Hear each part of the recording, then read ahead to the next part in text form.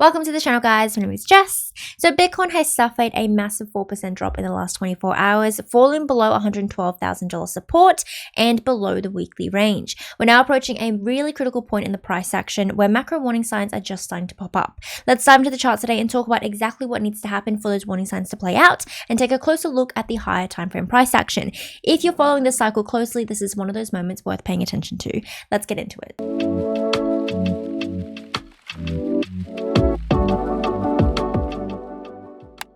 As always, before we dive in, make sure you guys smash that like button and subscribe to the channel to get regular Bitcoin analysis every Tuesday, Thursday, and Sunday, and sign up to my free Telegram for more regular Bitcoin updates. If you're a trader and you're interested in joining my trading VIP channel, be sure to message me down below on Telegram. VIP gives you exclusive access to my personal trading setups with exact entry points, targets, and stop losses. So jumping into the charts, guys, let's talk about what's been going on with Bitcoin in the last 24-48 hours before we jump into our analysis and why this current period of price action is so important. So as we can see here, Bitcoin has seen quite an aggressive tumble over the last 2 days.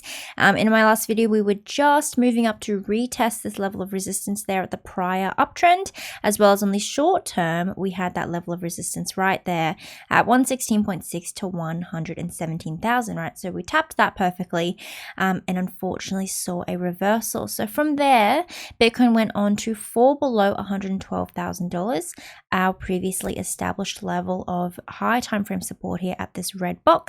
We can see multiple retests of that in the past. It's a break of structure. And falling below there, we've gone down to retest this current next liquidity zone, starting from 107.2 up to $109.6 thousand. So quite a big drop there. Moving over to total market cap as well, we can see some big red flags starting to pop up over the last 24 hours of price action. We fell back below this change of character level at $3.93 trillion and have actually gone below the 50 EMA for the first time since June 2025, right? So a big drop there for total market cap and a huge red flag for potentially high time frame price action to come. So let's dive into the charts now and talk about what exactly we're looking at that's so important and what that could mean moving forward. So starting off on the weekly chart, let's talk about the most recent weekly candle close that happened just yesterday for those of us in Australia at 10 a.m. on a Monday morning. And we can see here that the close was at around 113.5k, and that means that we lost the base of our current weekly range. So the weekly range is essentially the highest and the lowest the weekly candle has closed in the most recent segment or range of price action. And so at that point in time, that was between 114.1 up to $119.5 thousand, right? We can see that quite clearly it was a base of support over here and resistance. Now falling below the base of the weekly range, that obviously means that the weekly candle close was quite bearish. Objectively losing that level of macro support means that the probability moving forward of seeing a downwards correction was greater, and we can see pretty much immediately following that we had that bearish correction. Now, what's important is that over the next 6 days, we have the next weekly candle close.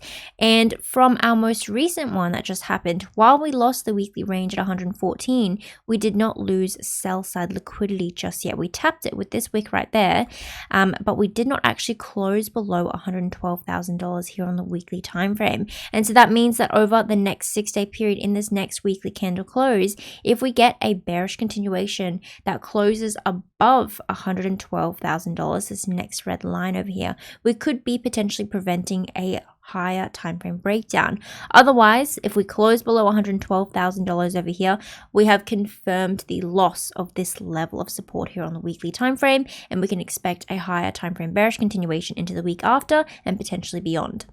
If we zoom out a little bit, we can see that that next target here on the weekly chart takes us into this prior range starting at $109,000 with the liquidity zone just below that ranging from 108.5 down to 99k. Now that's not me saying that we're going to go down into 99,000, but essentially tells us that the loss of that 112k level of support over here on the weekly chart and movement into this range would be very bearish for Bitcoin on the high time frame. Now we talked about in my last video how despite the fact that we've had really bullish interest rate data, until we get that confirmed on the 17th of September that we are going to actually see a rate cut and potentially more rate cuts throughout the rest of the year, so October and December meetings, the more likely trajectory for the market is continued consolidation and continued, I guess, sideways movement, potentially downwards movement, until we get that rate cut information, that confirmation that that full basis point cut that Jerome Powell talked about early on this week, or at the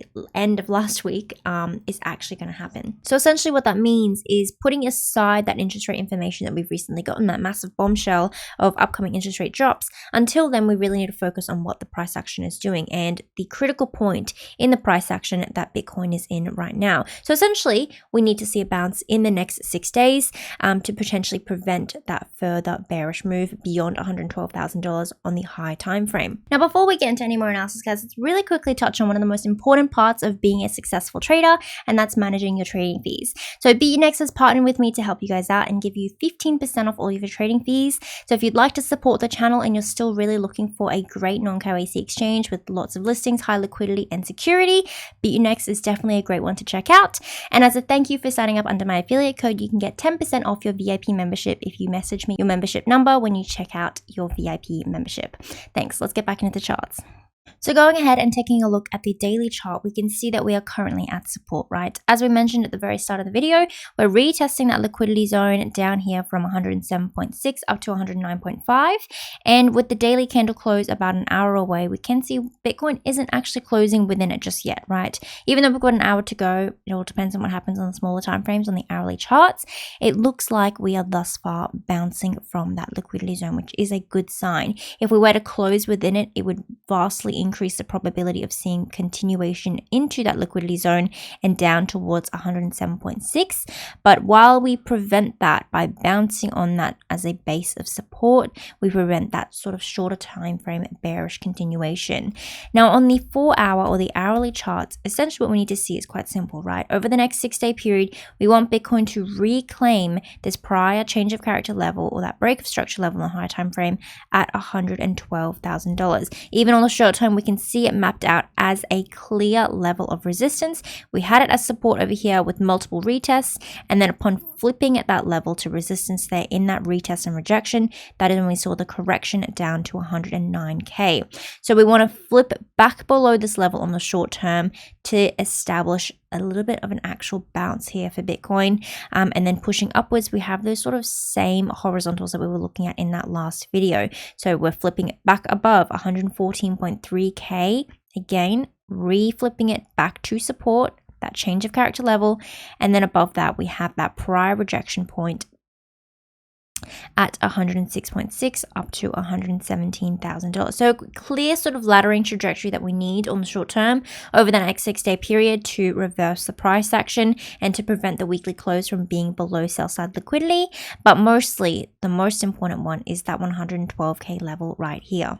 Now let's talk about the flip side scenario. What happens if, unfortunately, Bitcoin does not manage to reclaim $112,000 on the short time and we continue to see a bearish continuation, first of all, into this liquidity zone and potentially beyond that. So just looking face value at the structures here developing on the daily time frame, things aren't looking all that good, right? We had a prior high time frame range with the base being $112,000 and the top being $123, and the measured move of the breakdown from that is the height of the channel, taking Bitcoin beyond $109,000, the current price point, and down to retest this lower zone down here, just below the 200 EMA, that red dynamic trend line, and to $100,000, right? Pretty much lining up with, if we take a look at the weekly chart, the base of this liquidity zone at 100K.